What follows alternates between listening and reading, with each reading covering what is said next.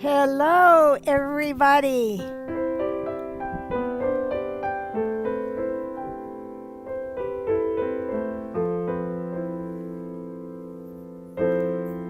Welcome to Magical Improvs. It's not Magical Improvs, it's Lighting the Way. Oh, I'm sorry. Welcome to Lighting the Way. This is Wednesday night. Oh, yeah. Okay, I'm going to say that while he's getting the right page up, right, on Facebook for some reason. So, welcome to Lighting the Way, Granny Raps and Rocks. And this is a show where I do. Oh, now I can't talk either. Whoops. Now you're. Well, here, move yourself so I can get down there.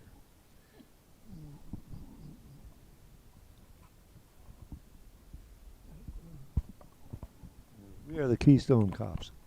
The Three Stooges. Right. Okay, my microphone thingamajig fell apart. I'm entirely blameless, but I'm sure it's my fault. But in any case, I am Beth Green, otherwise known as Granny Rocks, and for some reason you're not getting me, James is not getting me on Facebook, but we hope that that will be rectified soon. But in any case, hopefully we are live everywhere on YouTube and Facebook, and we are so happy to see you. In fact, We are live on Facebook now. yeah, there we Oh, go. and we already have some comments. Well, by the way, this is James Maynard, and you have indeed come to Lighting the Way, Granny Raps and Rocks. And I'm handling the chat, so please do chat with us, and Beth can talk back to you. I always talk back. Oh, yes. So, Catalina sends a big heart of love. Thank you, Catalina. Catalina. Mwah. And Elizabeth says hi, and she sends a heart of love. Hello. And a rainbow, and caring. And Catalina gives us a heads up. She says, I see you two on Facebook. Yes. Thank Yes. you. For some reason, it was, I don't know. Okay, look at And that. then Amy says, hi, Beth and James. Oops. Watching from New Jersey this evening on a Hello cruise there. ship. Hello, New Jersey. Yeah, the Joycey girl. And Todd says, hi, Beth and James, and sends caring and support. Thank you. And Karen Hi. says, I'm happy to see you too, and sends multiple hearts of love. Thank you, Oh, Karen. wonderful. Thank you. Thank you, San Diego. Thank you, New Jersey. Thank you, Oregon. Yes. Thank you, everybody who hasn't said hello yet. So, I have to admit I've been watching some rallies, so I should say, hello, Philadelphia, except there's nobody here from Philadelphia. But anyway, Hello, California. hello, Internet. So we are so happy to have you in whatever form and wherever you are. And tonight I want to talk about something. Are we fighting for what we want or for what we think others will find acceptable? Obviously, others. Well, We're raised that way. this is really an interesting topic. Of course, I always think my topics are interesting. So this is a very interesting topic. As I said in the little blurb, never is it more clear that in an election year that we seek to persuade or to recruit other people to support our goals. And I'm reading this, and never is it more clear that we have a choice to make. To make our vision acceptable or to go for it. Now, what do I mean by that? Well, so many of us have been hiding our real vision because we think that other people won't support it. And this is something that we've seen very much in the Democratic Party. It's like, don't be the party of the working class. Don't be the party of, caring for people or whatever. You may not like it, but the vision, the principles of the Democratic Party to lift up people, to be inclusive, and so on. Now, interestingly enough, on the other hand, the Republican Party has had no difficulty articulating its vision, no matter how much it is characterized as super right wing.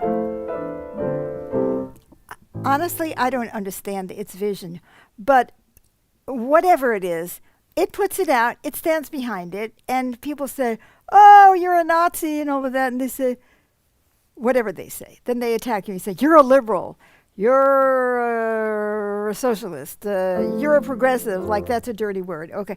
So what is very interesting in watching this is that finally it seems like the Democrats are actually beginning to articulate a little bit more, in fact, I should say a lot more, their own vision, something more like, oh, the Franklin Delano Roosevelt kind of Democrat. And so when you don't do that, then people can't really make a choice. They're not actually choosing what you stand for. They have to choose between what you think other people are going to like or the other guy. And that's my analysis, of course. That's a 1 second analysis without getting into polarizing myself and all of that. That's what I see happening. Now, what is interesting is right now, the Democratic Party is beginning to discover the power of being itself. And of course, this is what we're talking about us. You know, are we being who we think other people are going to find acceptable? We have 2 nut dogs. We love our dogs. No, we don't discipline them very well. We're terrible.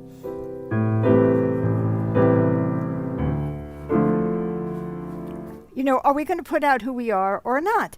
Now, what happens when you constantly frame yourself in terms of what you think other people will find acceptable? You lose yourself. You do lose yourself. Now, I don't mean to be rigid and uncompromising. It is very interesting. It's not like that. I come out and I say, well, let's say I want to see everybody have health care, single-payer health care. Let's say that's something that I believe in. But I think that, okay, look, we got some kind of acute response from Catalina. I love it. Catalina sends us a whole bunch of little emojis. We love them. A guy laughing his head off. A cute, I can't tell if it's a cat. It looks like a cat. A cat, a fox, or a dog. Catalina. Ah! There we go. There we go. So let's say you believe that healthcare should be, universal healthcare. Let's say you believe that. And let's say you're in a situation where, a lot of people don't believe that, and you find out why they don't believe that, But you don't hide that that's what you want. Then you say, well, okay, what can we agree on that feels like progress and that brings us all together? I don't hear ordinary seniors saying get rid of Medicare. Do you? Hey. Do you? I don't.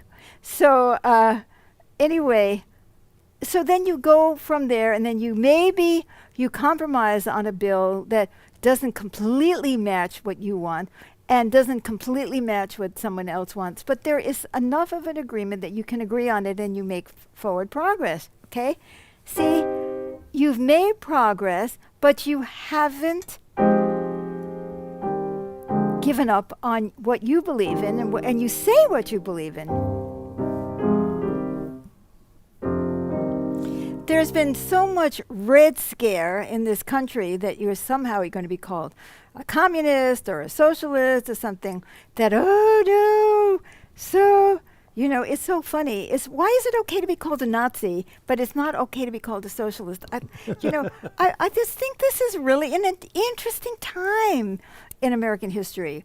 So Bernie Sanders was doing very well in the 2020 primary. Yeah.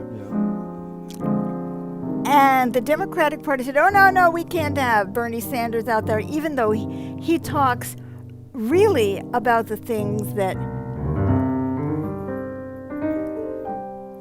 Democrats have traditionally stood for. But we can't do that because then we're saying what we believe in. People are going to call us socialists. And so, what do we get instead? We get someone who is like willing to embrace Putin as his best friend, while the Democrats are afraid to be called socialists. I think it's hysterical, don't you? That's pretty amazing. And it's pretty amazing, and it's just really out there about what he believes and stands for, and gets people revved up around those beliefs. Now, do I understand? You bet I do, and I want to give you an example of why I understand. And then I'm going to bring this home to us personally, I hope, if I ever get there.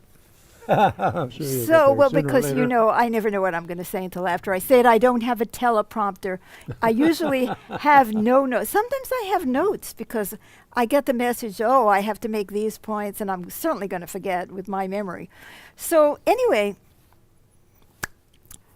when I was a much younger woman, I lived in Cleveland, Ohio, and I was an organizer for, radicalizing the union and having the union stand up for workers' rights and community organizing and all of that. And there was a big strike of the truckers, independent truckers, and it came out of Akron, Ohio. And that was the center of it, and I lived in Cleveland. So a couple of us went down to Akron to support the strike. And the way we did it was to support the women who were trying to get benefits, food stamps, whatever they could get in order to keep that strike going. And, we talked about all of that. And the truckers loved it. I mean, they really liked me. They liked what I stood for. They took me out in their trucks. And, I got to sit up front, and with the little machine. And they called me Red Rosa. That was my handle. Everybody had a handle. But the one guy, his name was Big Pickle or something. I don't remember. So, but it was something like that. And we were making a lot of progress in terms of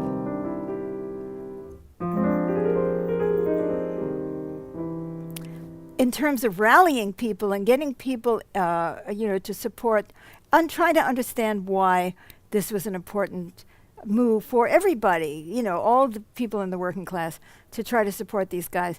So I don't know that there were any women independent truckers at the time. If there were, I didn't know any, so that's why I'm calling them guys, because this was back in, God knows, right in the Stone Age, early 70s. So anyway, one day I went to a meeting, as I always did, and we had just done some bumper stickers for the truckers called Hex on Exxon, because we were really fighting against the raising of the price of oil by the big companies. And I come into the meeting, just like always, and everybody is frozen.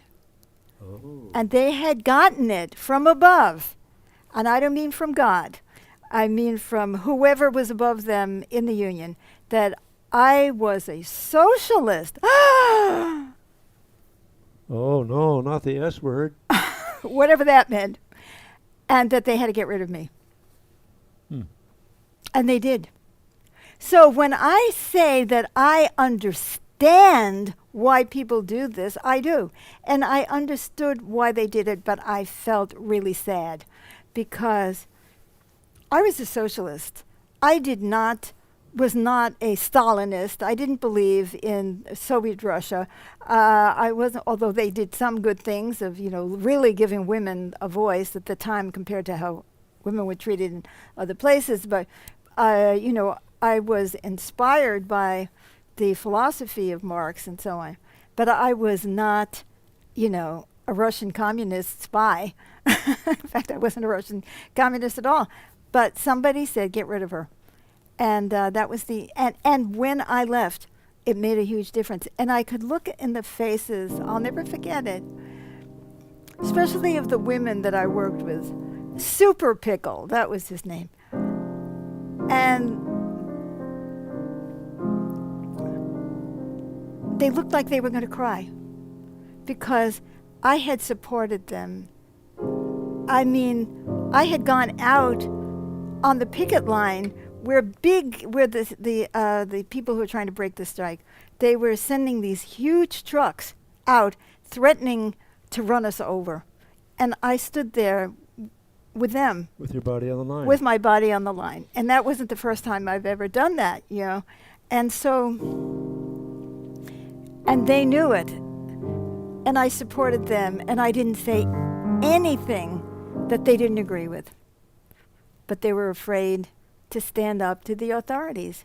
Well, you see, that's it. The question is, one of the big questions that we have to ask ourselves is if we are trying to put things forward in a way that it is acceptable to others, who the heck are these others? And who gives them the authority Right. Over you. over me? When I worked for the phone company in the typing pool, I went into the union meetings because the girls in the typing pool and in the file room did what they weren't supposed to do. They took a vote and elected me union steward. And the stewards were not elected, they were appointed. But they came in to the union meeting and say, we want her to represent us. And I didn't pretend that I wasn't who I was. They Right. all knew what I was fighting for a cafeteria, right? You know, obviously a dangerous thing for people to have food, or also fighting for more liberal policies around sick leave. I mean, it was awful. You could be fired like for nothing. I remembered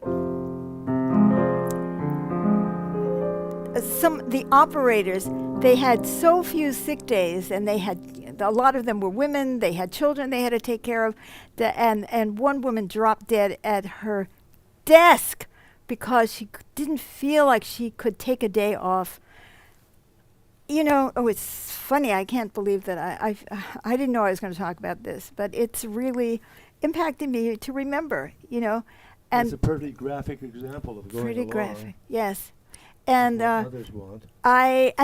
the union, I have to say, the union did not like me because I was pushing them to fight for what we really wanted, especially the women.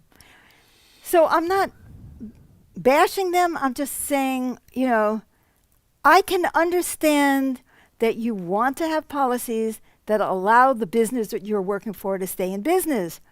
You know, but that doesn't mean you sell out your members. And so who are you trying to be acceptable to? Some friends who may not have any maturity or any depth of understanding, but somehow, or they may not even believe the things they're saying, that you want to get along. Or That's are right. you trying to please your parents and you don't even realize it because somehow they've imprinted in you certain beliefs? Are you trying to stave off the attacks of the Ku Klux Klan?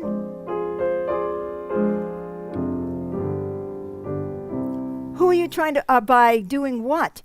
Getting Mr. and Mrs. Ku Klux Klan to not hate you? You know, you see what I'm saying? It doesn't mean that you don't listen to the other side.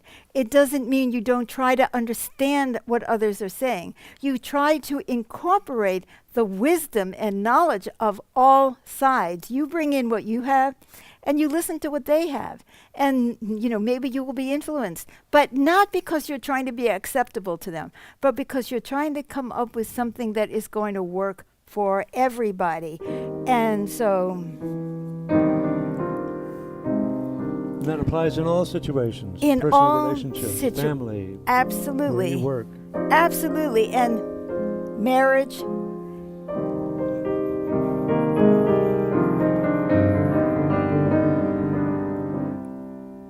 So I'm kind of excited that there are people finally who are articulating something that resembles what the Democratic Party is supposed to be standing for. And I'm fine with the Republicans articulating what they stand for, which, you know, I have a skewed view, so I don't want to go into that. But it's good that we speak up. Now, what got me going on this today?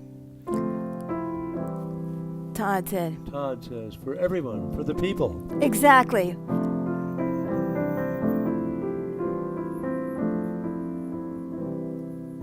And why make that look socialist? Or make that as American as the potluck. You know, I love it. I love to call it the potluck revolution. You bring what you have, you take what you need. That is the potluck revolution. That is the definition of communism, by the way, by Karl Marx. Which is like communalism. Yeah, he didn't say anything about, potlucks themselves, but he said, from each according to he should have said his or her ability, to each according to his or her need. Oh my God, as Todd said, taking care of people's needs, impossible. I have a dream. I have been dreaming about this my whole life, that we will change our society so that we start focusing on the needs of people and the earth, and change our orientation from profit to producing and distributing what people need. I like what, Vice President candidate Tim Walz said, is like, yeah, if you think that it's too radical for school children to have food. Yeah, to provide them breakfast and lunch. So that they can study, it's like, that's bad. radical? That's common sense. That's common That's sense. caring. So there is so much that is common sense. People need health care to be well. People need clean water, clean air. We need to stop with the global warming and the constant acceleration Cut of down on fossil fuel. cut down on consumption. fossil fuel and on methane and whatever else. Okay, these are really common sense, but if you brand it or label it as something bad or evil or scary, then people say, oh, no, that's better. And are we supposed to therefore change what we believe in order to now, you can have a different view. You say, I also believe in caring for people. I have a different approach to how that could happen. I am all ears, because nobody knows exactly how to do this, because we haven't been very successful at doing it. Now, I'm going to tell you what got me going on this today, which will make you laugh, I think. And it had nothing to do with politics.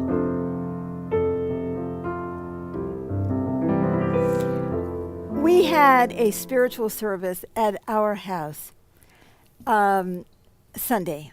And it's a very small group of people that come together, and we have a very good time, and I lead it, and I do energy work, and I help people to the best of my ability, and I play the piano, and they participate, and they speak, and we share, and we support one another. And it's a wonderful experience. And 2 men came to our service this week.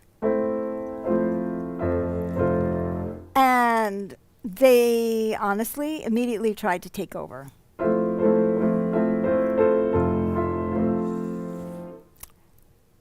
And so, fine, I dealt with that directly, as I deal with everything directly. I said, I feel like you're trying to take over, and, let's talk about how you're really feeling. And one of them was wonderful, very honest, very forthcoming.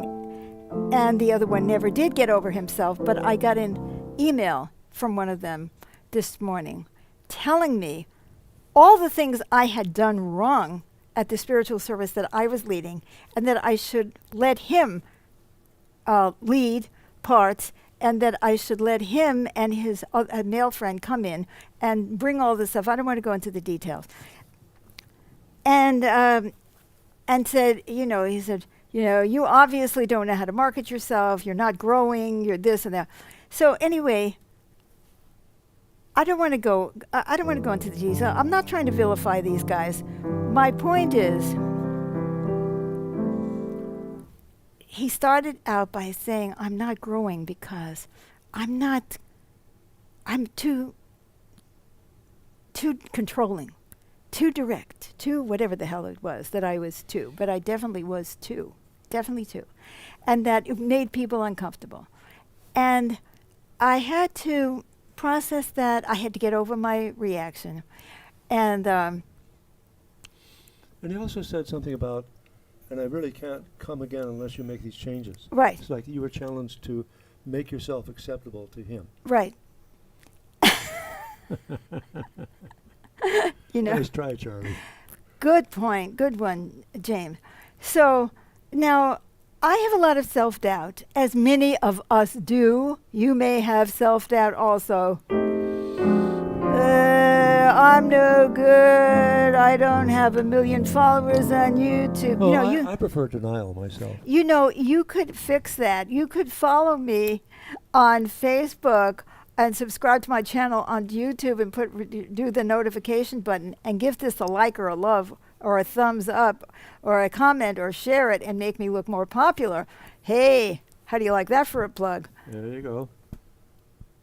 But I really thought very seriously about what he said and came back with, you don't understand what I do. I am guided in the moment to do what I do, meaning I am not trying to, in fact, I said, I am not running a popularity contest. Some people come and go, run. Some people stay a while and some people stay forever. And what people who work with me transform. Oh, yeah. And that's what it's about. And that's what my job is.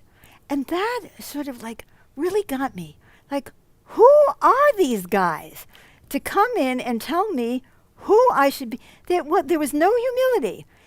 And he wanted me to let him lead things and let the other guy bring things and all that. And it was so obvious that he wanted to take over and that he was using this as a promotion for himself. Although he's disguising it as, he's helping me. I didn't see that as help. But he didn't come to me in any kind of a humble way and say, I really like this, but I'm wondering why you did this. Well, I would have told him why I did it. I would have told him that God told me to. And that is the one. I do what I think God, the universe, higher consciousness wants me to do, not what human beings want me to do. By the way, we have a nice response over here on YouTube from Jeffrey, Oh, who gives us the victory sign and the piano keys and the cool shades of a guy looking on. fabulous. Thank you, Jeffrey. Mwah, mwah. And thank you, everyone. We need to be willing to learn and to listen. And I asked myself, was I just rejecting this guy, because I was in my ego and I heard first. No. You don't even come in and ask me who you are. What are you trying to accomplish? Is this doing it? But no, he wanted to move his entire practice into what I was doing and let me make him my partner. And can you believe this? But it brought me to this. And I was going to call this program something like, I didn't do what the man said and he didn't like it, or something like that, because, aren't women supposed to defer to men? How many of us are doing what we think men will find acceptable, or other women will find acceptable if we're women? I'm wearing high heel shoes because other women wear high heel shoes, or because men like high heel shoes, or I'm shaving because men like it, or I am doing this or that, talking in a certain way, thinking a certain way, believing a certain way, because someone else finds that acceptable. No. And what has always gotten me was self-doubt, like, something is wrong with me, I'm in my ego, and I just said no. Right. I just said no. And then I told James about that, and he said, whoa, that sounds like a topic. I think it was, I can't remember exactly what I was going to say, but I was going to call it, I didn't do what the men wanted, and they didn't like it. But then I thought, well, maybe I should broaden the topic. Are we fighting for what we want or for what we think others will find acceptable? Because that is the bigger issue, isn't it? Oh, And, yeah. if you fight for what other people will find acceptable, you never get where you want, do you? Nope.